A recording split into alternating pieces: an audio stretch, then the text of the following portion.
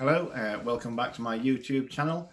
If you haven't watched me already, you'll know I talk about events that are current or things that I think are about to appear currently with regards to, well, whatever is actually going on in the world, or more or less Great Britain today.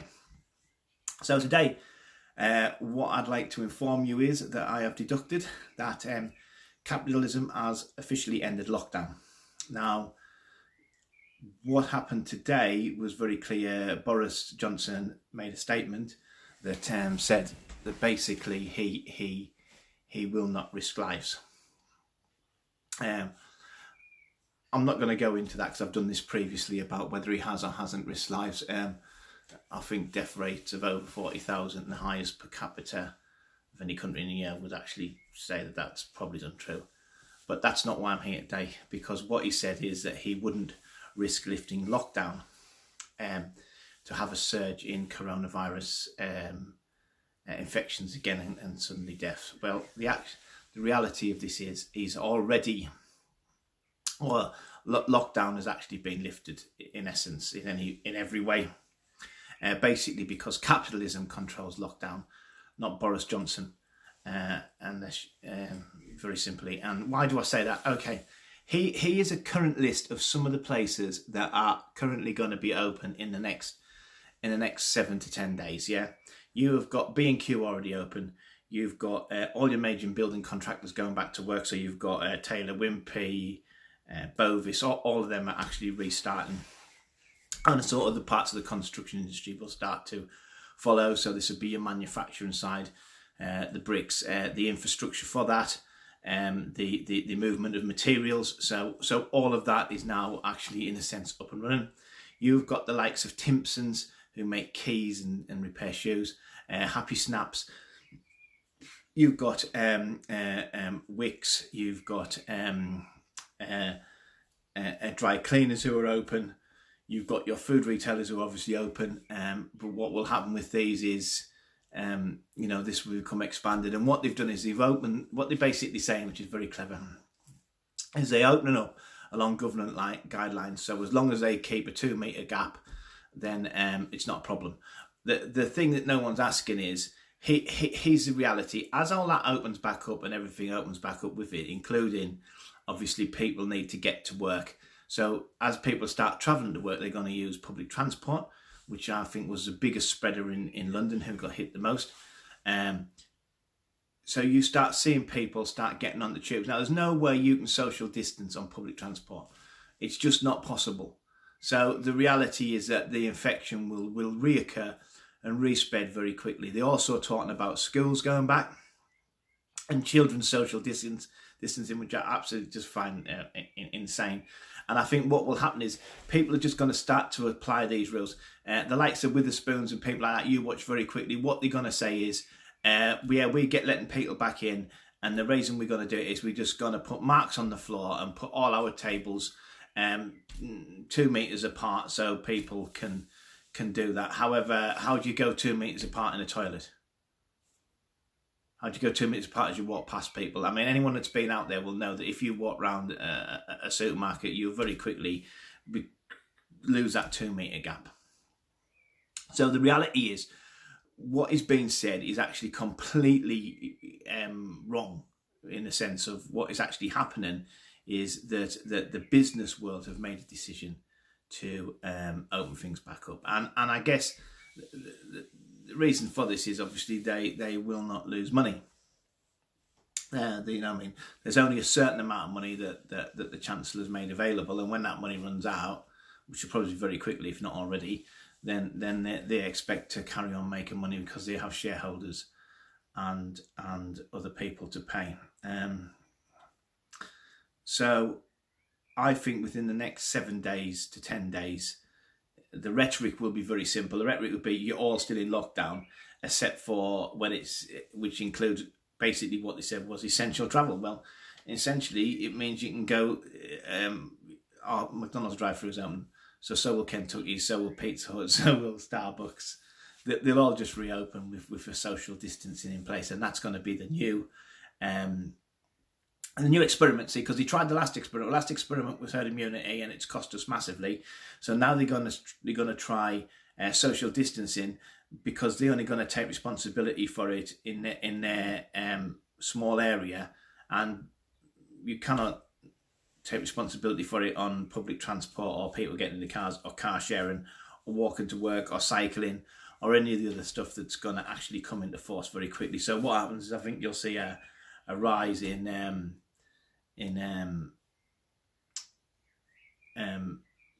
infection rates and the rise in death rates. Probably not yet. It will take probably about 4 weeks for that to happen.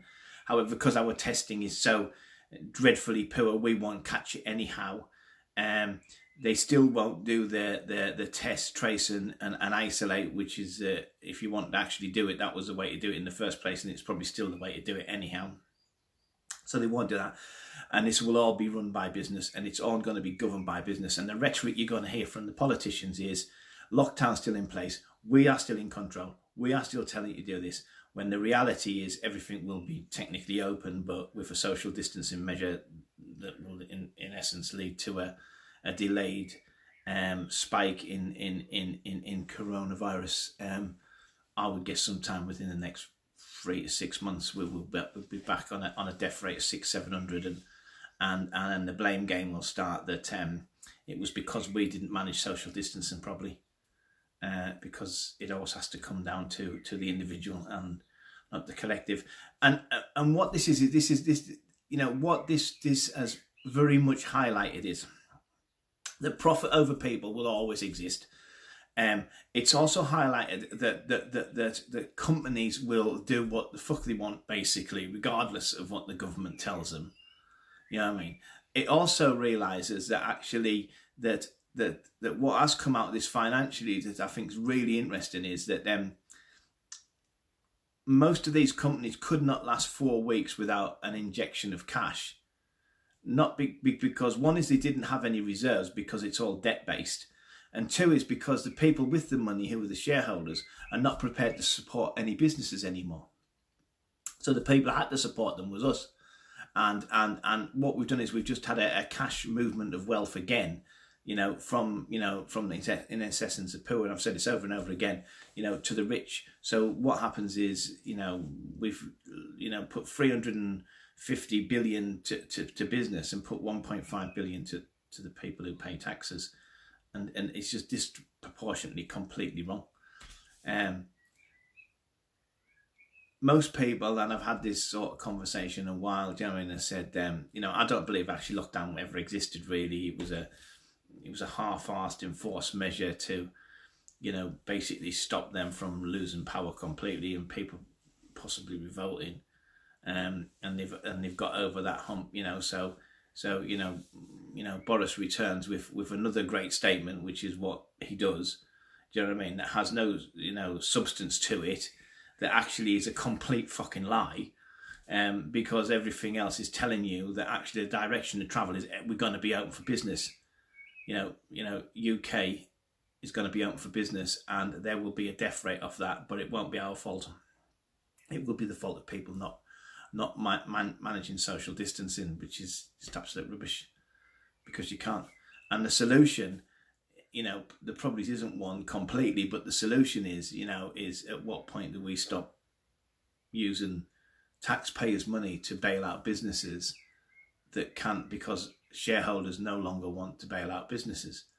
There'd be job losses, but it also creates opportunity for individuals to thrive again.